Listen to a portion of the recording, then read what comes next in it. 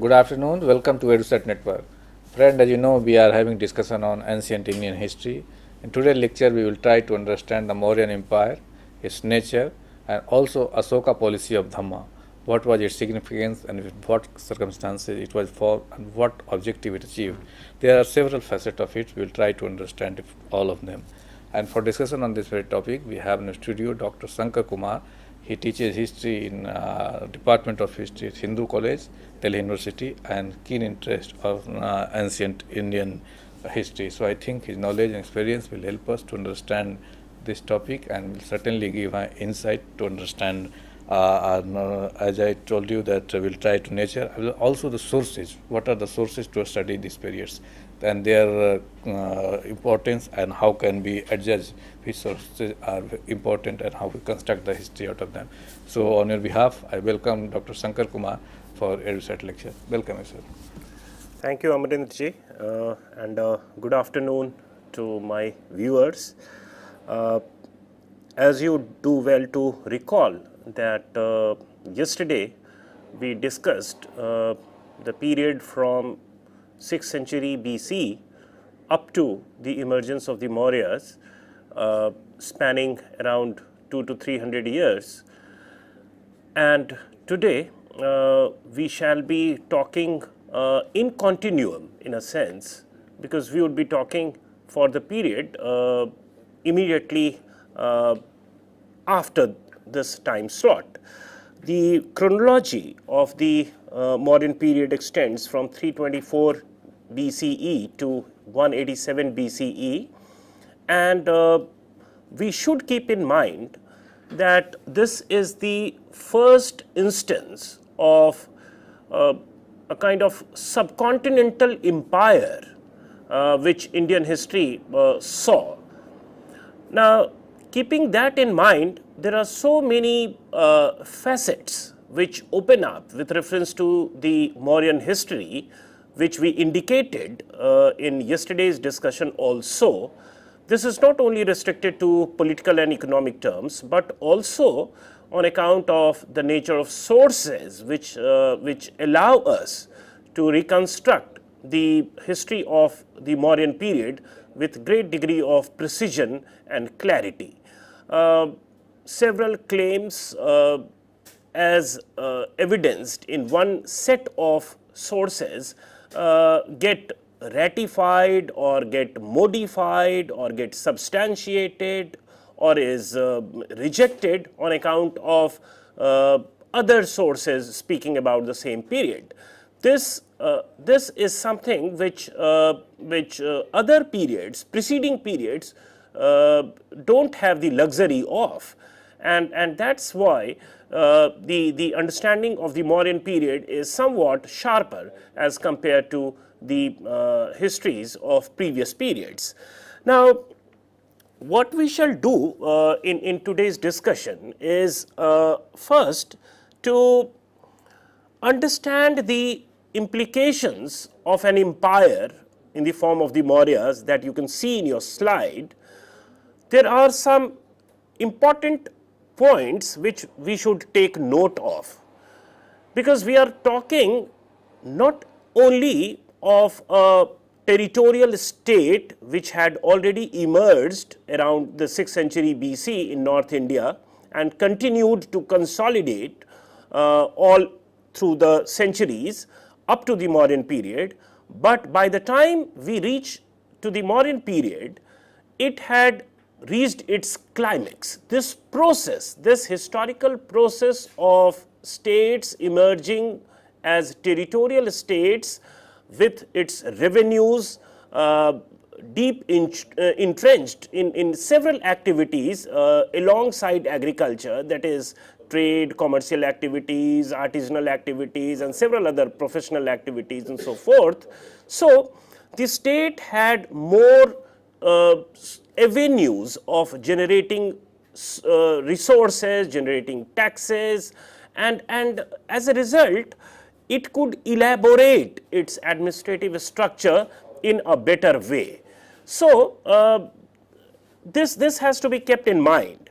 Now, when we say empire, there are quite a few things which automatically strike our mind.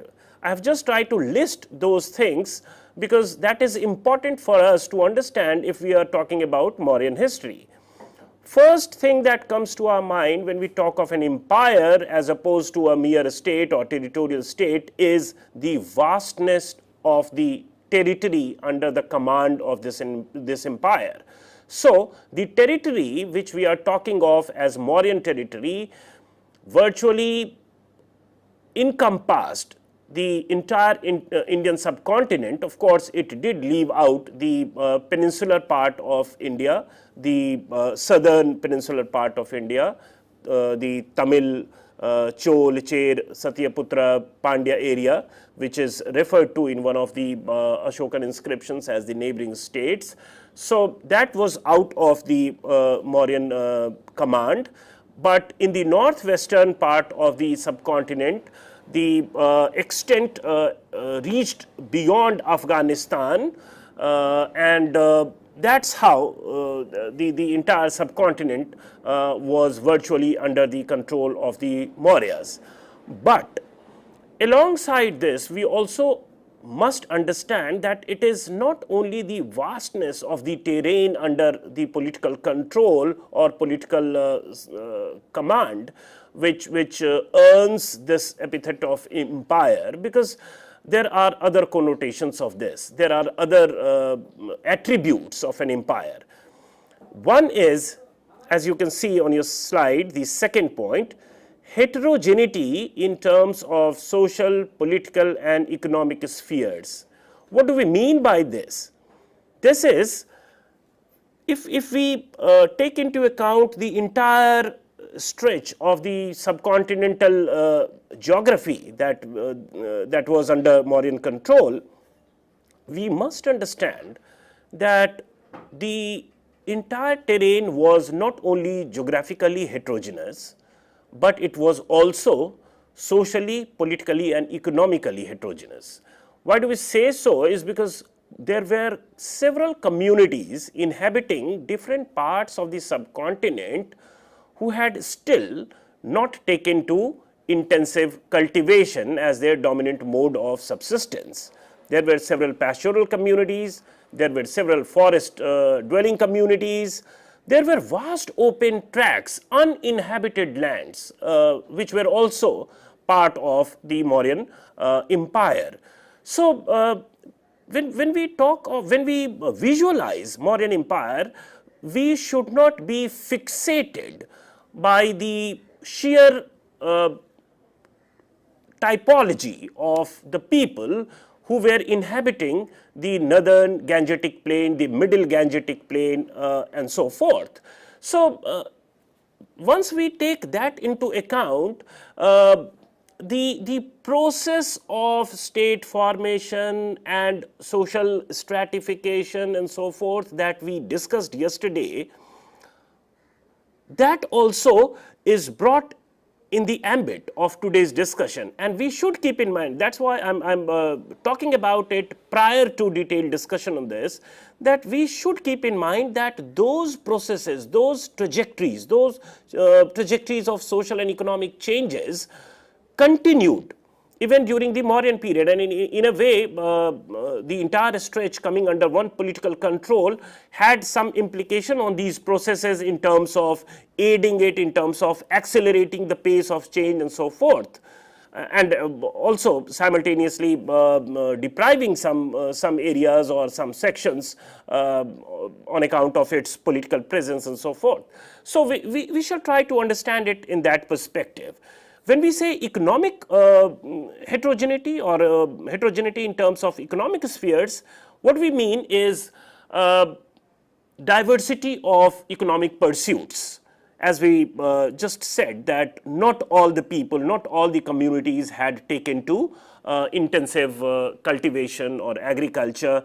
There were animal breeders, there were pastoral societies, there were people still in the tribal mode of existence, which also tells us that the heterogeneity could be seen also in terms of political organizations.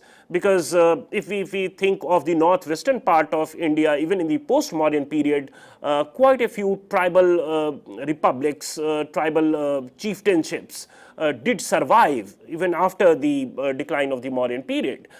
Same is the case, same could be the case with the greater part of Deccan and South India, because before the Mauryan period, we don't have any direct reference to very well-knit political organizations organized in terms of territorial states in these areas. So it was through the experience of these areas during the Mauryan rule that probably some political ideas related to territorial states, etc., could have been transmitted, could have been carried across to these people. So that possibility also has to be kept in mind. So when we say heterogeneity, it has to be understood in all these contexts, in all these spheres. Now, given the heterogeneous nature of the area under the command of the Mauryas that we eventually will get to know, that had its own compulsions in terms of the state policies. It necessitated, and as you can see as the next point on your slide, necessity of new political strategies.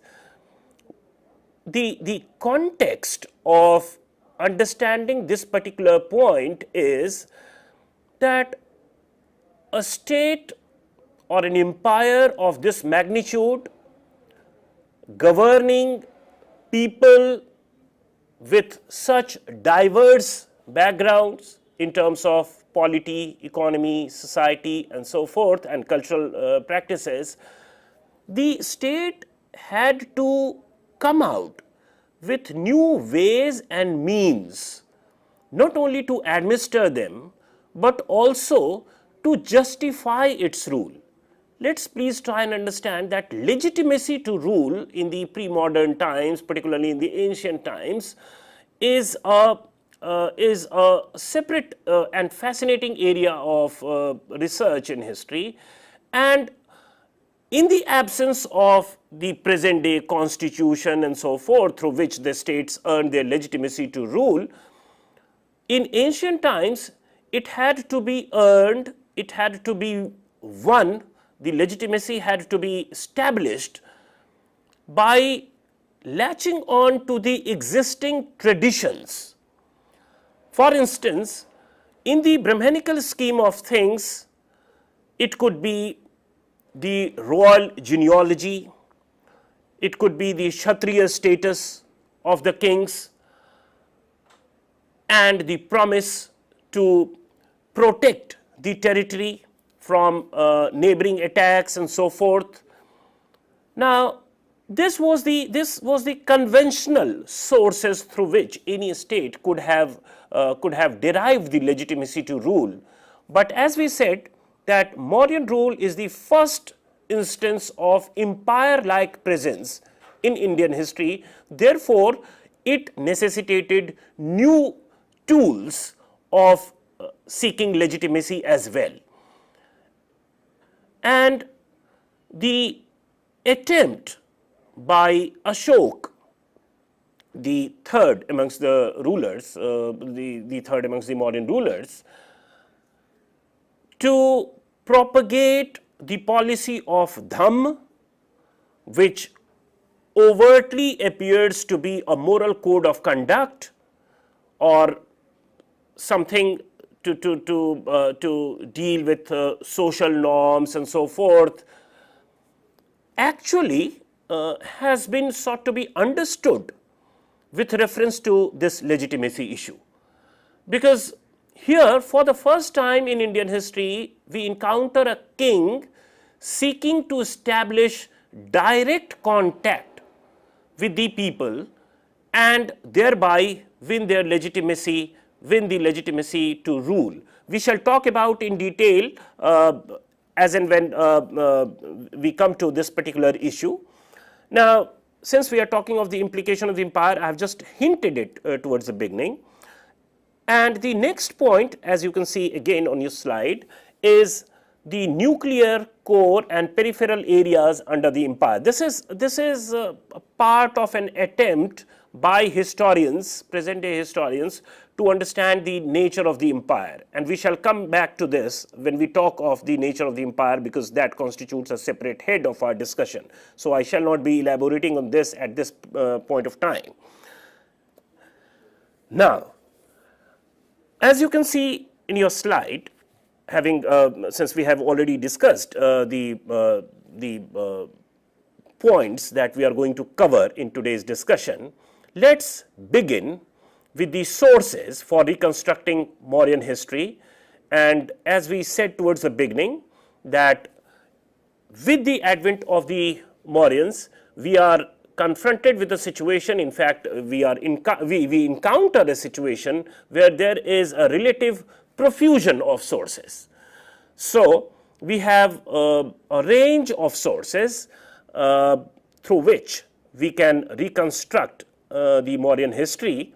Amongst the literary sources, we can list the Arthashastra, the Puranas, the Buddhist and Jain sources, and there were several other Brahmanical sources, the conventional ones as well as other literary pieces, for example, Dharma Sutras and so forth. And of course, the foreigner's account, you can say, because we have Megasthenes' Indica, which also informs about the Mauryan rule, particularly its administration and other details, in a perspective which is different from the usual Brahmanical perspective, Brahmanical take on the Mauryan state of things. There are problems associated with these sources that we shall soon be discussing. But let's first just talk about the range of sources that we have for Mauryan period. Next, we have the Ashokan inscriptions. This is important because inscriptions for the first time make their entry in Indian history in the Ashokan period, hence in the Mauryan period.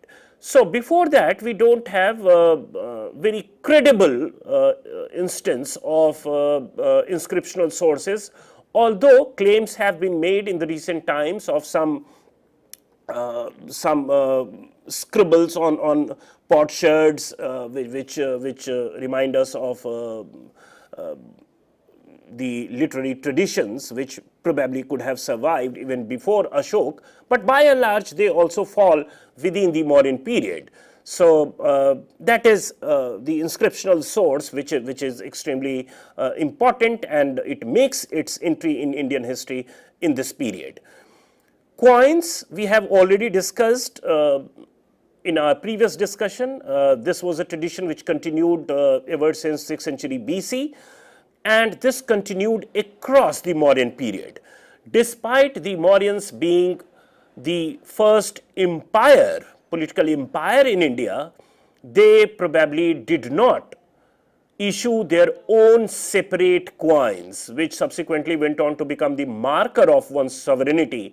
Despite that, the same old punch marked coins continued. Of course, their number must have grown, and the variety also must have grown, because we are in the Mauryan context, we are talking of a very complex kind of interaction, trade and commercial interactions and exchange. Therefore, the coins facilitated these exchanges, and it has to be understood in that context. Nevertheless, as we said, that there is no distinct coins issued by the Mauryan mints. So, the same old punch marked coins continued and facilitated the penetration of commercial and economic activities that we get to see during the Mauryan period. So they constitute yet another important source of understanding the Mauryan periods. Next is the monumental sculptures and structures. Now they are monumental because they are made of stone, which is a non-perishable kind of a material which endures the time, or they are present. They can be seen even today. The best specimen could be not only sculptures but also the Ashokan pillars, which can be studied not only with reference to what is written on it, but also in terms of its craftsmanship. And whatever way they look today, in its original form, they must be looking more,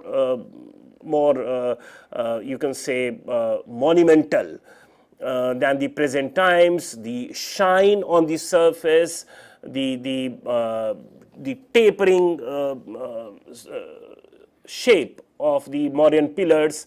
So there was some kind of regal sense associated with these inscriptions, the points at which these inscriptions, these pillars were erected, and so much so that if we talk of subsequent times, Firoz Shah Tughlaq was so wonderstruck by one of these Mauryan inscriptions, which he could not understand that it was written by Ashok, the Mauryan king. But the sheer splendor associated with these edicts probably were such that he was awestruck by the sheer beauty of and sheer majesty of this, and he got it transported from Haryana to Delhi and got it erected at Firoz Shah Kotla. Those visiting Delhi can even see it today. So that is also an specimen of Mauryan craftsmanship. So that is one. Despite, in spite of, alongside monumental sculptures, we also have several structures. One can visit Kumharar in present day Patna, which was the ancient Patliputra, the capital of the Mauryans, and Didarganj and adjoining areas, and get to see sculptures, the specimen of craftsmanship and so forth. The palace remains, although it is said that much of it was made of wood, therefore they would not survive the time that has elapsed. But some of the stone base of these pillars can still be seen at Kumharar, and there are quite a few other specimen in terms of structure that can be discerned from this place. So in terms of structures, then you have the Buddhist stupas, the Buddhist monuments which were patronized by Ashok, and caves which were again quite a few donations were made. So they also survive to the present times and inform us about the socio-economic and also religious conditions during the Mauryan periods. Last but not the least is the NBPW cultures, which stands for Northern Black Polished Ware cultures, that we have discussed in our earlier discussions. What is the implication of NBPW cultures? But why it is important here is because we are talking of a continental dimension, Indian subcontinental dimension in the case of the Mauryas, and the mere presence of NBPW potsherds or NBPW cultures in the areas beyond Vindhyas testify to the fact that Mauryan political presence was in these areas as well. It also is symptomatic of some kind of material prosperity, because this is not an ordinary painted grey ware kind of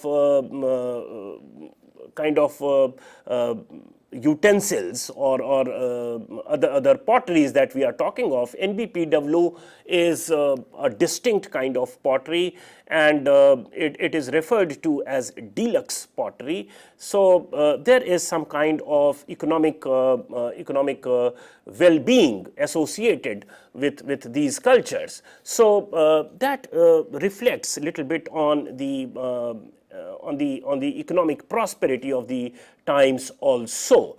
So they constitute the sources so far as reconstructing Mauryan history is concerned. Now let's try to understand some of these sources in a little bit of detail, so that we get to have a more robust idea of the way in which Mauryan history actually has been sought to be reconstructed. For example, this Arthashastra, which is supposed to be written by Chanakya or Kautilya or Vishnugupta. This is the way in which the authorship has been identified of this particular text. Now, the way it was discovered, this particular text was discovered because before 1906, people did not know about Arthashastra, but the manuscript was made available to R. Shamsastri, and he started publishing it in journals, and academicians started reflecting on it, they started working on it, translations were done, and subsequently in the 1960s, even critical editions came on the basis of looking at several manuscripts claiming their lineage from Arthashastra. And as the name suggests, this is a text which is not on religion, but this is a text about political economy. It is more mundane in approach, one can say, and it's a welcome addition to the kind of sources that informs us about ancient India in the earlier period, because mundane life and sources reflecting on the mundane aspects of life were very hard to come by so far as ancient India is concerned. So here we have a theoretical account of the political arrangements, the economic compulsions, revenue pressures, and other descriptions of the Mauryan period. Historians do debate about the rootedness of this particular text in the Mauryan times. Some argue that it was perhaps written in the subsequent times. Some argue that some portions of Arthashastra could have been interpolated or extrapolated, that is, additions could have been made subsequently, and the original kernel could be limited to some sections of Arthashastra. But that apart, we have around 15 sections or books, Adhikaranas in Arthashastra. The first 5 talk about the internal administration, which is referred to as the Tantra, and the next 8 talks about the interstate relations, as probably could have been prevalent during the period, and the last 2 is sort of miscellaneous information. I mean, so that's the way the text is organized. Nevertheless, historians say that instead of understanding this particular text as a descriptive text of the time, it would be more prudent to understand this text as a prescriptive text, meaning thereby that it represents the ideal, or it articulates the ideal of a state more than what actually could have been the scenario. So this kind of interpretation of Arthashastra as a source material has been done because of several traits or several features present in the treatise itself. For example, it avoids specifics. For example, Patliputra is not spoken of in this particular text. Mauryan rulers and their names are not spoken of in these texts. Some argue that, well, it is a theoretical kind of a treatise, therefore names could have deliberately been avoided. Nevertheless, given the tone and tenor of the treatise and given the broad chronology within which the treatise can be identified, there is some kind of definite pertinence to the Mauryan ways, to the Mauryan scheme of things, which perhaps is reflected in this particular text. Now, we may not take it on its face value word to word, but it does give an idea of the political arrangements, of the economic scenario around the time that we are talking of. For instance, it talks of the ideal of Vijigishu. And now this is not to be taken in real terms, but certainly the ideal for a king to conquer and rule the entire subcontinent was already present during the period. So this notion of Chakravarti, which is talked of in other sources also, is reflected here. So one may not come to this conclusion that a king was not a king till he ruled over the entire area, but this ideal certainly was present and could be influencing the kings and their policies and their conquests, their desire to conquer the adjoining areas and so forth, because it was repeatedly articulated in different texts, religious as well as some kind of political economy text like Arthashastra. Apart from that, the text also informs us about the elaborate administrative structure. It gives us the details, names the designation of the officials, and also the specific sector that the person had to look after, the revenue demand, and the other administrative details are mentioned. Even the salaries, which appears to be quite generous as per the Arthashastric details, they are also to be taken cognizance of when we understand the Mauryan administration or the Mauryan rule. So in a sense, we can say that Arthashastra as a text appears to be heavily imbued with the idea of maximizing revenue for the state.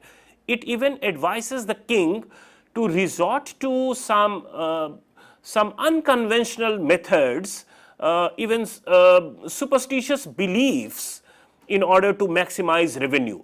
Now, this pressure of maximizing revenue could have come either as a result of wars and conquests that the state had undertaken, or the elaborate bureaucratic machinery that needed to be paid for in terms of salaries and so forth, the maintenance and so forth.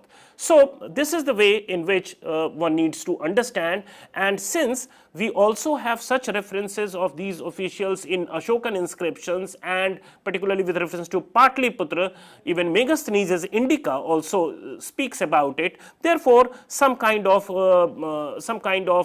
cross-checking can be done so far as exactitude and precision of these information is, or truthfulness of these information is concerned. Now, Puranas, since they come from a period subsequent to the Mauryas, and in their own typical style, they do inform us about the kings, the genealogies, and the years of their rule, which are always not true, because some of the Puranas talk of 19 Ashokan kings, some talk of less than that, and so forth. So in terms of numbers and in terms of magnitude, in terms of details, they can be doubted, but they do help us in at least corroborating other information and adding some bit of precision by cross-reference and so forth. Buddhist and Jain sources had their own take, which we discussed in yesterday's talk, that their perspective was to present Ashok as a Buddhist and add religious kind of backdrop to the governance that was done under him and the policies that he had undertaken, and to project him in a particular way which is more amenable to religious ethos of Buddhism and so forth. There are other Brahmanical sources which look at the changes during the Mauryan period from an angle which is not always friendly. For instance, urbanization and urban occupations and urban activities are not looked at very favorably from the Brahmanical perspective because their ethos still were rooted in the Vedic period where such changes were not encountered, and these changes actually happened around 6th century BC, and it took time for Brahmanical theorists to come to terms with these changes, and overall approach seems to be that of opposition and some kind of aversion to these changes. So it is this kind of aversion which created some kind of a space for the heterodox sects to mushroom and grow and prosper in the Mauryan period, and it continued in the subsequent period as well. Now, Ashokan inscriptions we will discuss with reference to Dhamm. So I'm crossing this here.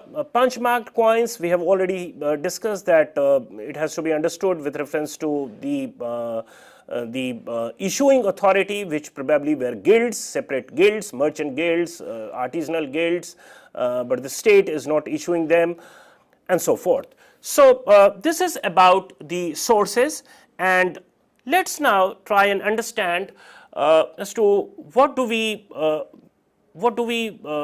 make of this policy of Dhamm, which was initiated by Ashok, because as you can see on your slide, there are two ways of looking at it. One is in terms of its content, the Dhamm content, as to what actually was meant by Dhamm, and the second is its justification with respect to the political pertinence of this kind of a policy. Now, in terms of content, the best way to understand Ashoka's Dhamm is to read the Ashokan inscriptions, because Ashokan inscriptions at times, at places, gives us very direct information about as to what Ashok meant by this policy of Dhamm, what he expected of the people. He wanted the children in the family to respect their father, mother, the senior people, elderly people, the Brahmanas, even the Shramanas. So its tenor can best be understood by reading the Ashokan inscriptions. Similarly, the kind of sympathetic treatment to the travelers, to the merchants who travel long distance, the arrangements that the state made in order to give them shelter along the trade routes, the arrangements for planting more number of trees so that it can give some kind of shelter from sun heat, sun rays and so forth. People can sit down, the animals can make use of it, the water or drinking water facilities which are talked of as part of these inscriptions, they can all be understood with reference to the policy of Dhamm. Now, this policy was is said to be initiated by Ashok, and some historians argue that it was his religious leaning towards Buddhism which led to this kind of a pursuit. But one has to understand that it has to be analyzed with reference to the state policy, and the individual religious pursuit of Ashok has very little to do with it, because in terms of its political pertinence, this was very apt if we look at this policy of Dham from the point of view of the search by the state, by the monarch, by the ruler for a distinct and different kind of source of legitimacy. Because here he is talking, because here he has to contend with a more diverse subject. Some people are at a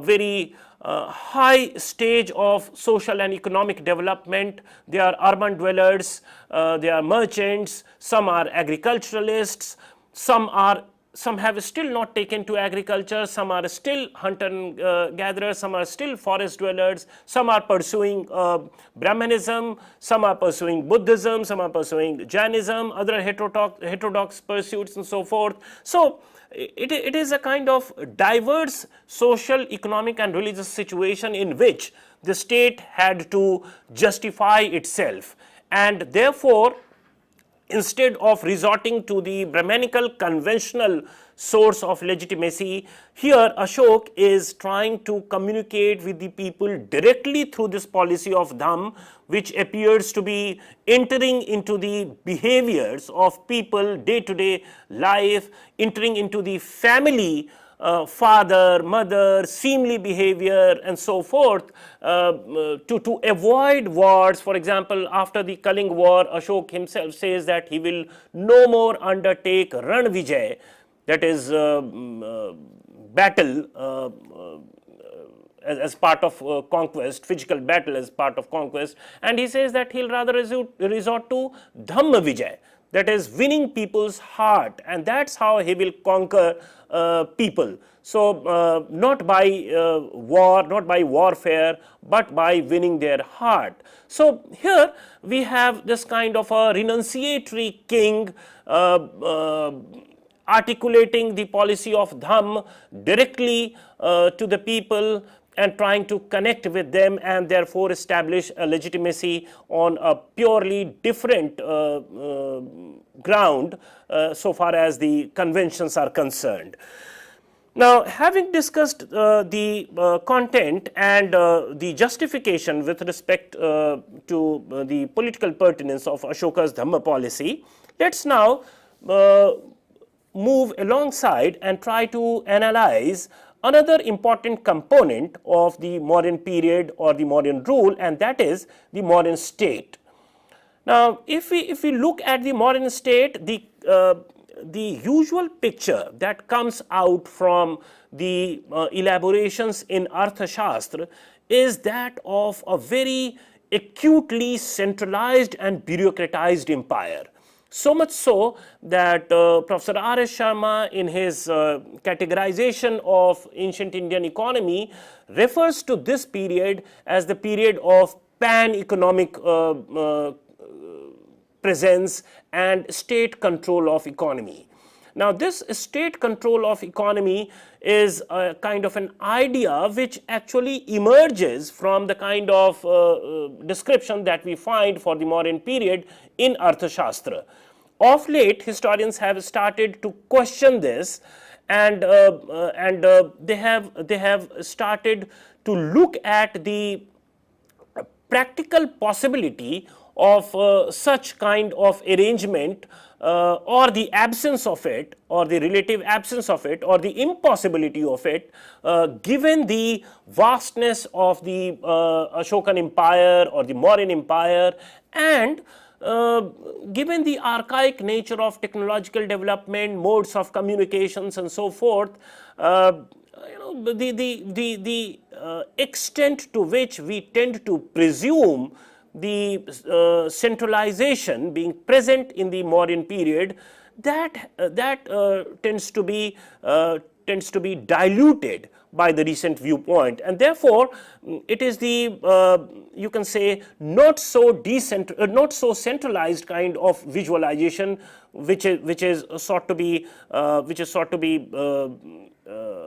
understood so far as Mauryan rule is concerned. This element of centralization and bureaucratization is contested in the Mauryan case through the critical reading of Arthashastra, and also the fact that it appears, Arthashastra as a text appears to be prescriptive text rather than a descriptive text. So there is much to be understood with reference to political theory and economic theory, theory of the state, and so forth, but to presume that this was the exact description of Mauryan rule is somewhat unwarranted. So this is how the decentralization or decentralized model of Mauryan state is sought to be projected so far as understanding the nature of the state is concerned. So these are the two broad frames in which historians have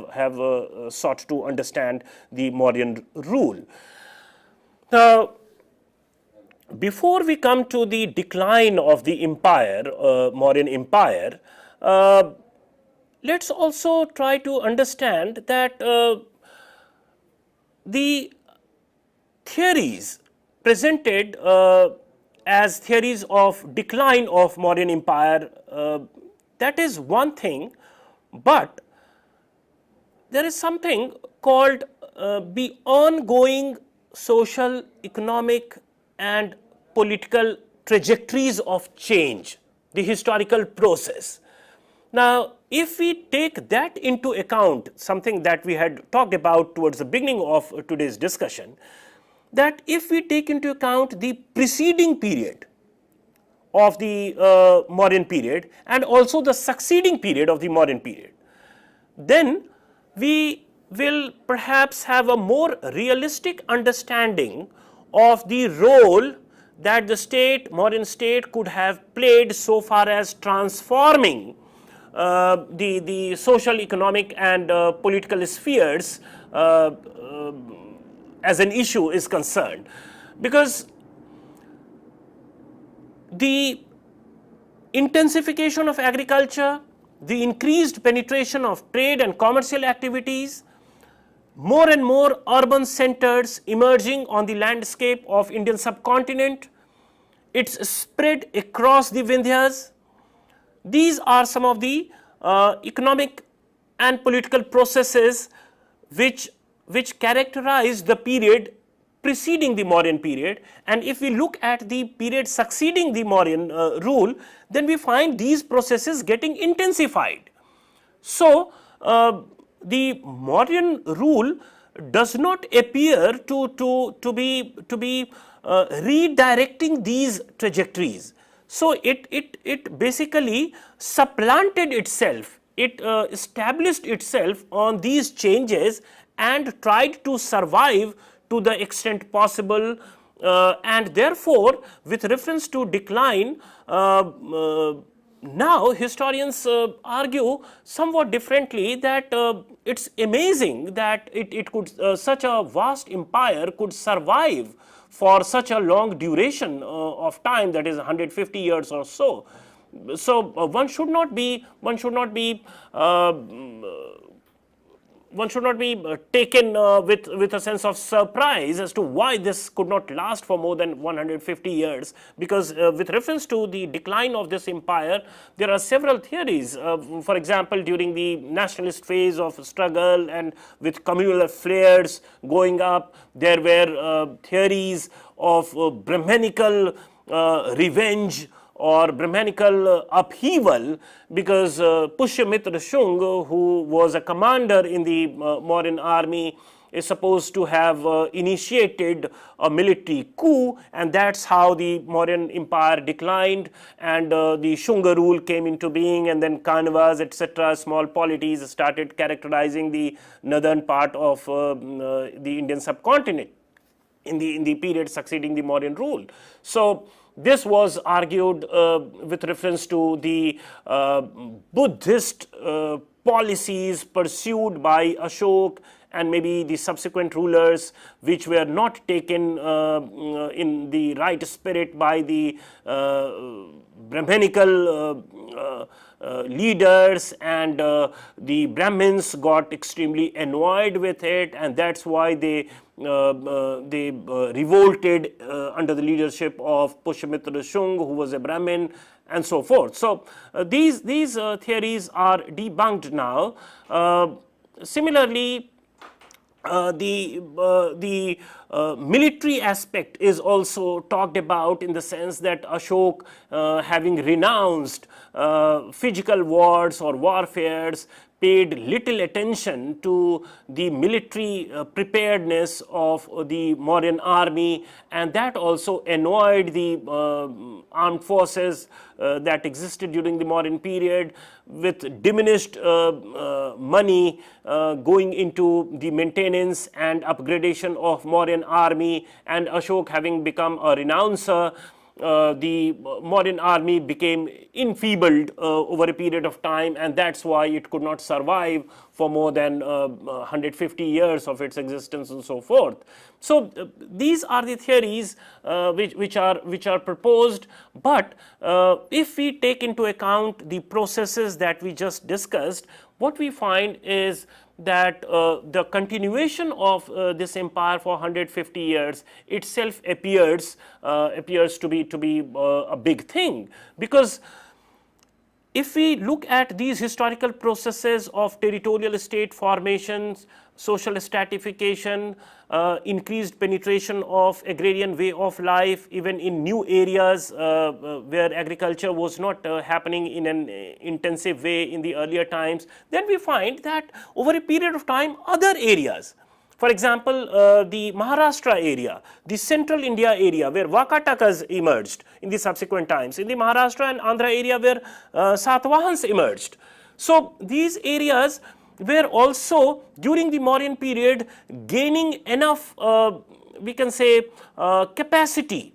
It was a capacity building period for these areas to intensify agriculture, to generate more and more surplus, leading to intensification of social stratification and emergence of the ruling stratum, which over a period of time could emerge as a kind of regional polities or state-like structure, and emerge as a state which is distinct from the empire-like presence of the Mauryas. So if we look at this particular process with a long-term perspective, the continuum of the processes which had started, which had begun around the middle of the first millennium BC, which was the axial period of ancient Indian history, transformative period of ancient Indian history, then the entire story and the narrative of the Mauryan decline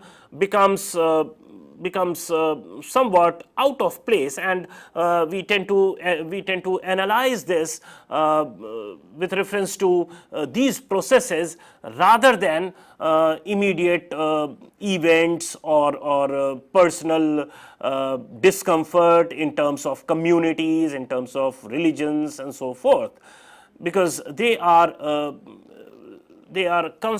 constructs which emerged in a particular backdrop, the effect of which, the impact of which becomes quite obvious to any reader in the present times. So this is the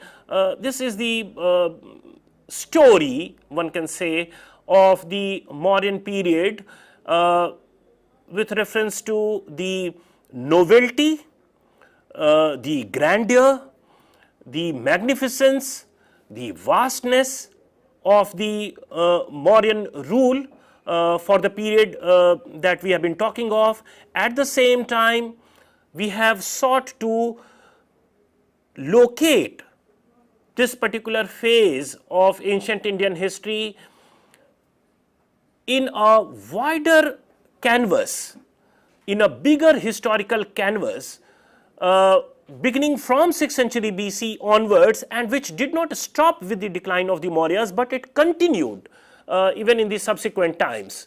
So, in this way, perhaps we can seek to understand the Mauryan phase in a more comprehensive way so far as ancient Indian history is concerned.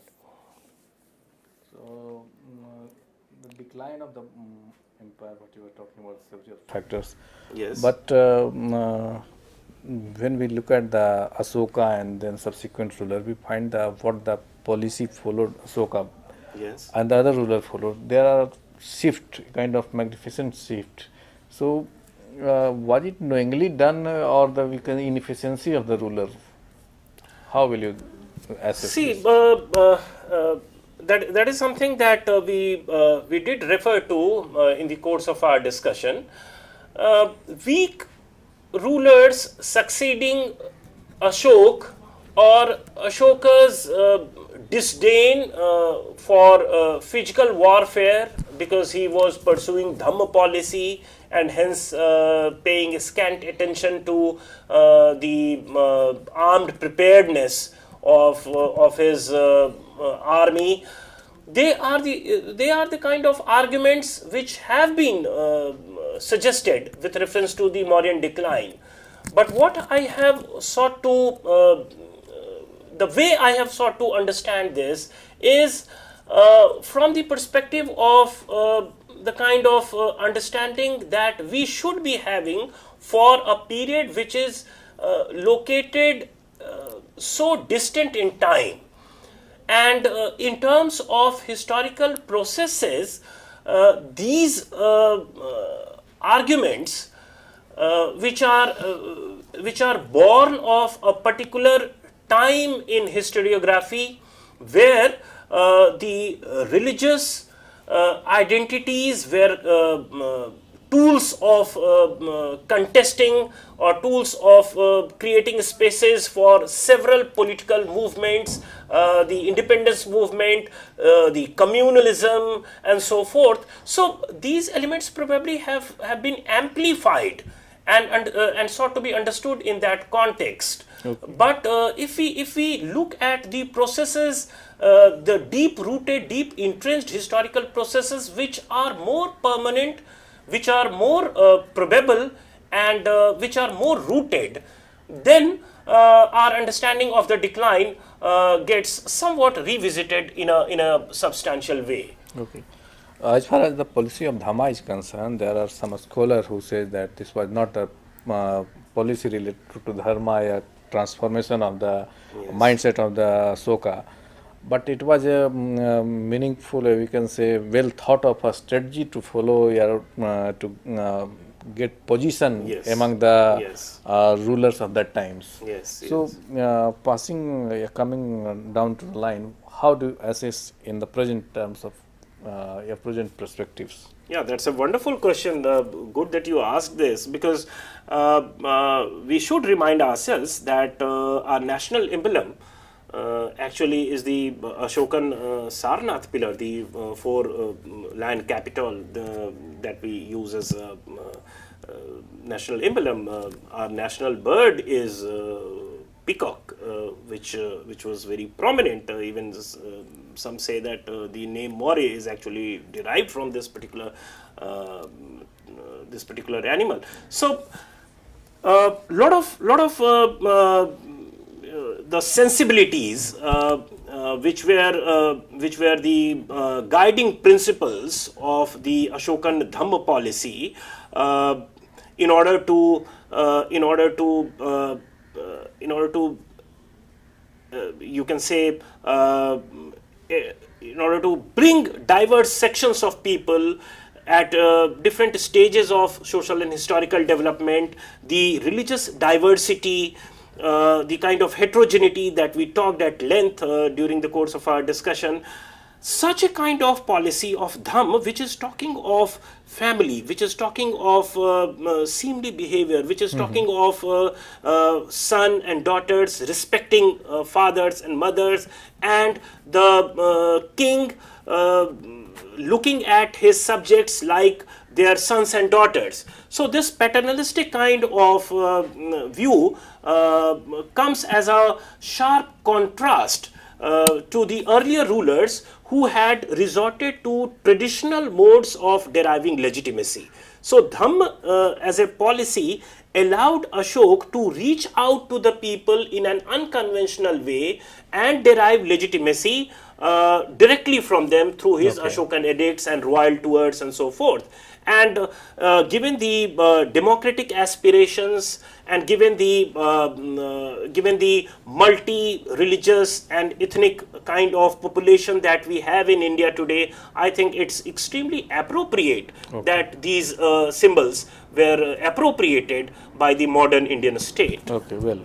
So, well friends, I hope this lecture have benefited you, given a base on which you can think over and try to understand the Mauryan Empire. Tomorrow we'll have another lecture on the Mauryan Empire. We'll talk about the different dimension, different perspective, and the different like society and economy things.